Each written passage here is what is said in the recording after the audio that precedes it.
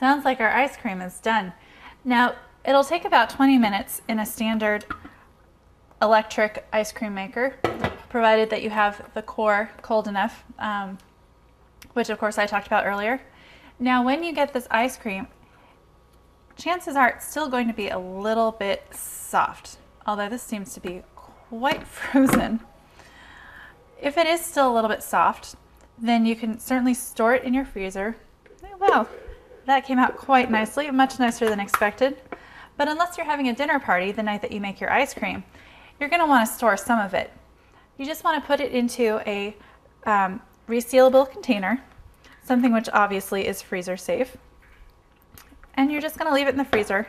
A lot of times ice cream makers will not get it hard enough, so you're going to want to finish it off in the freezer. Obviously this isn't the case with how mine did.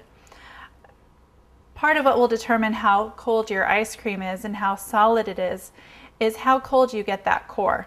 Mine's been in the freezer for a good 3 days, so therefore it had plenty of time to get super, super cold. But like I said, this won't always happen.